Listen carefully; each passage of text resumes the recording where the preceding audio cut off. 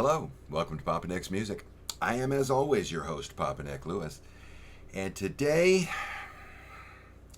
okay, I don't want to be the guy who bitches about Rick Beato, but um, today I'm going to. As I've said before, I've done a couple of videos in the past where I've talked about Rick Beato. And I like Beato's What Makes This Song Great series. I like it so much that I used to be a subscriber. I even bought his Beato book back when I flirted with the idea of making myself more conversant in music theory, before I realized that making myself more conversant in music theory meant learning a language that is spoken primarily by people with whom I generally don't wish to converse about things I generally don't wish to talk about. I have no need in my life for words like mixolydian, for example.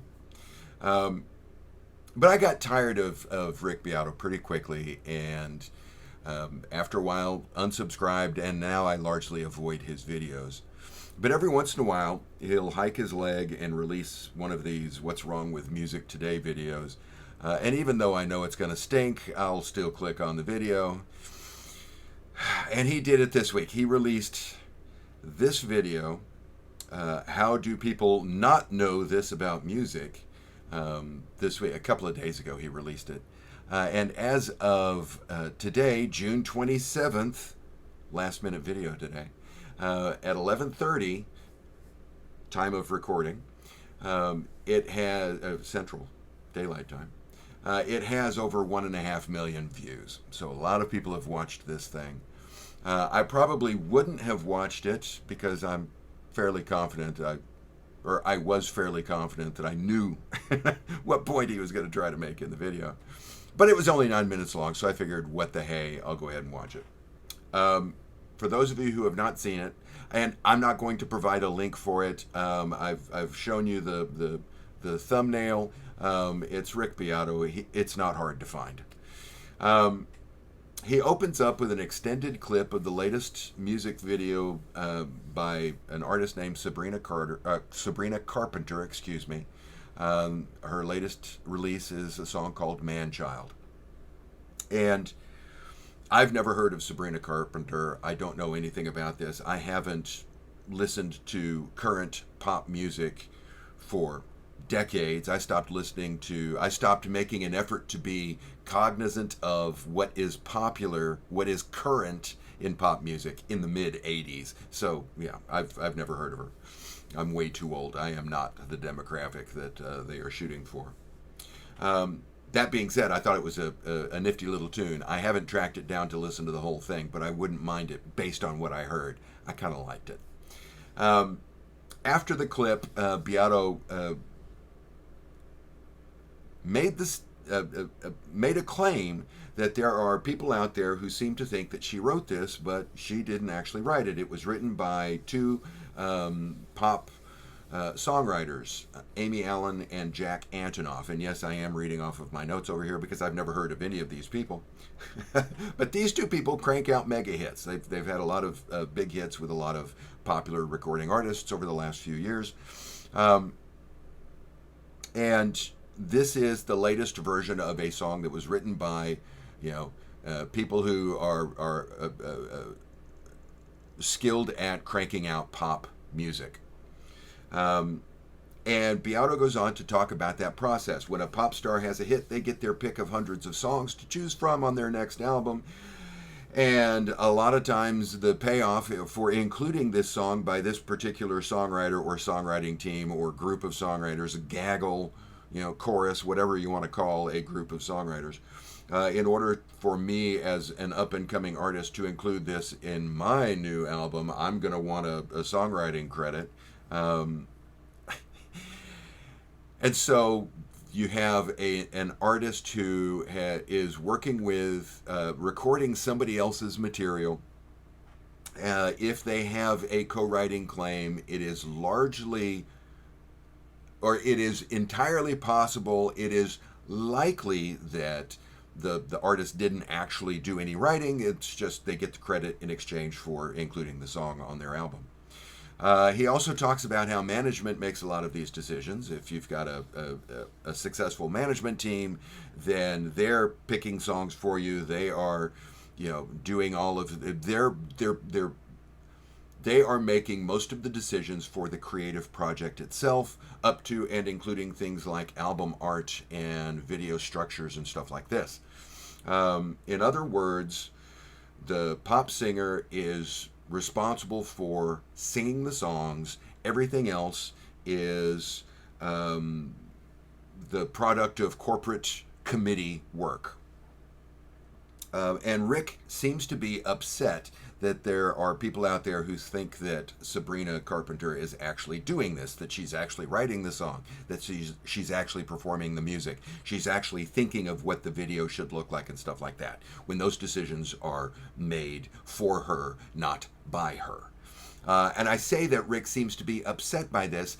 He never, shows anger on his face or anything like that, but as the video goes, the volume of his voice goes up and up and up, which is one of the reasons why I stopped watching Rick Beato's videos. He has a tendency, he is naturally a loud talker, and he has a tendency, as he's talking, to get into a volume range that I would describe as shouting. And I don't like to be shouted at for 20, 30 minutes, however long one of his typical videos lasts. Now, it's horribly unfair for me to criticize Rick Beato for being a shouter. It's very likely that it's just he's a loud talker. Maybe he thinks the mic is farther away than it actually is.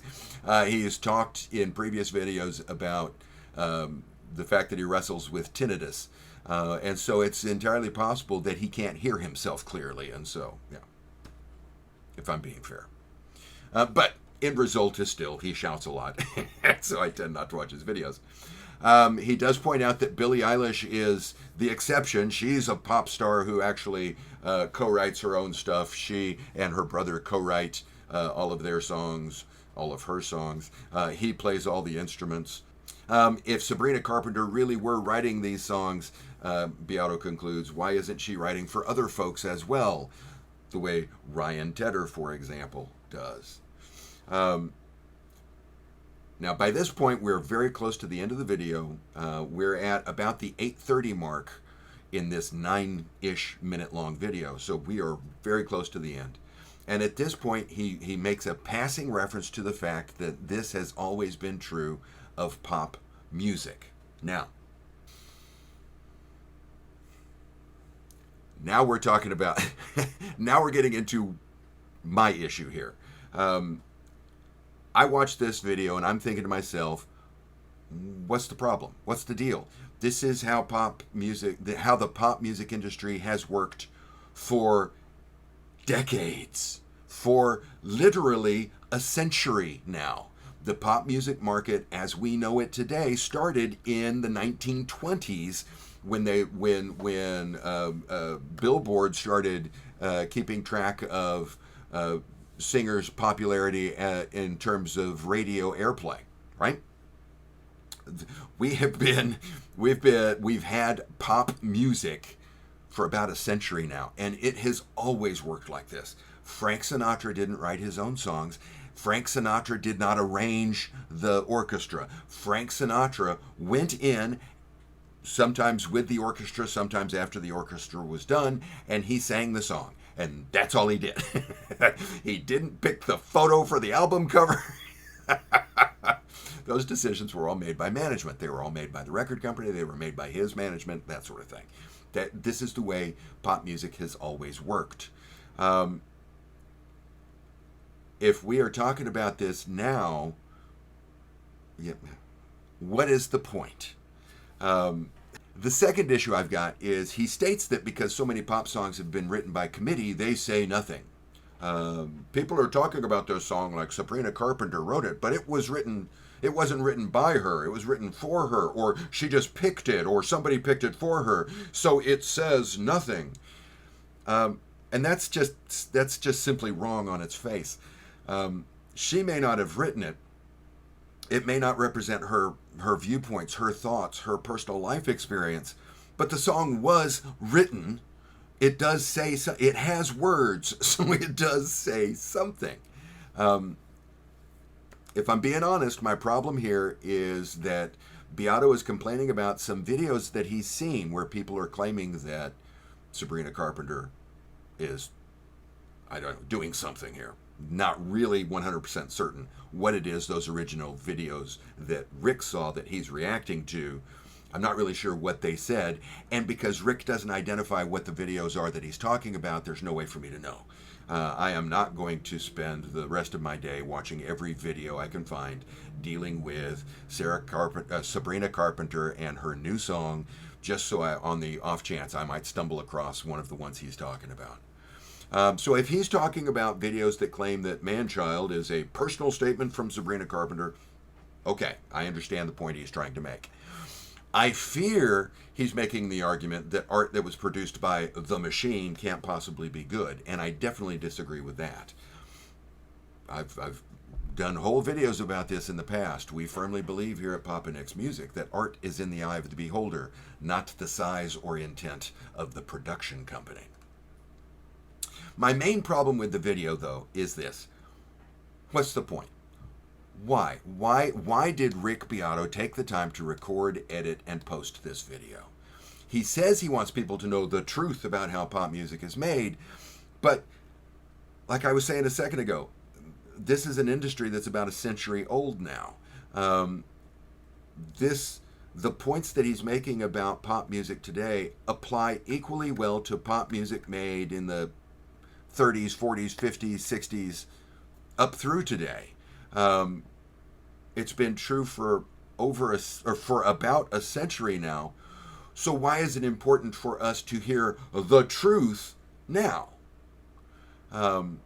His commenters latched onto it for obvious reasons. Modern pop music sucks. These kids today don't know good music. It all sounds the same. Oh, now that I know all of these songs are written by the same people, now I know why all this pop music sounds the same.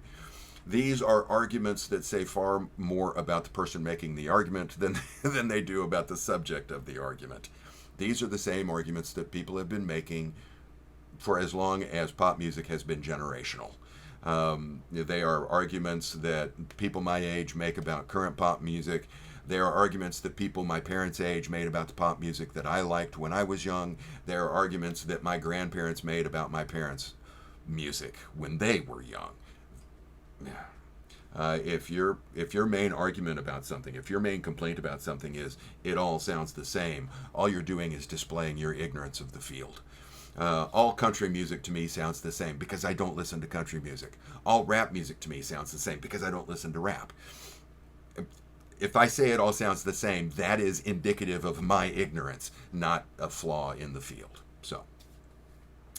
And that ultimately is the problem I have with most of Rick Beato's videos. When he's talking about what makes a song great, he has a structure to build his argument on and a thesis that makes his discussion worthwhile. Without that structure, he suffers. He wanders around the subject and eventually just stops talking and throws the floor open to his commenters. The commenters then jump in and, oh, you got it right here, Rick. Oh, yeah, modern music really sucks. The whole process is tedious, it's pointless, beyond building tribal identity. There's a reason I prefer to focus on the positive in my videos, to talk about things I like rather than things I dislike. Part of it is that I'm acutely aware of how shitty it feels to have something you love being trashed by someone else, and I don't want to make anybody else feel like I'm looking down on them because of something that they like.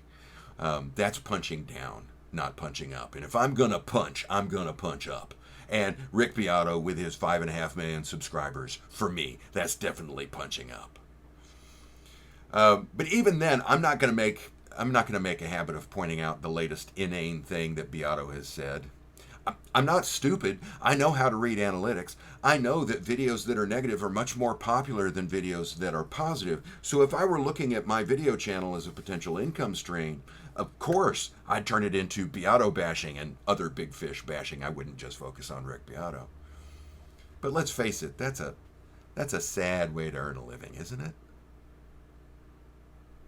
But that's the reaction I had when I saw Rick Beato's latest anti-pop music screed.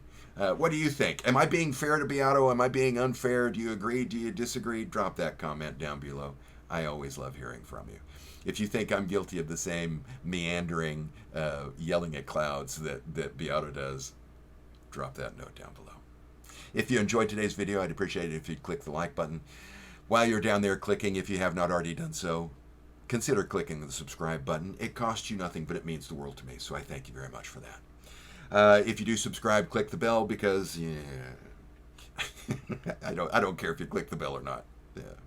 Let's be honest, I don't care. Thanks for hanging out with me today, and I hope that the rest of your day is entertaining. See you soon.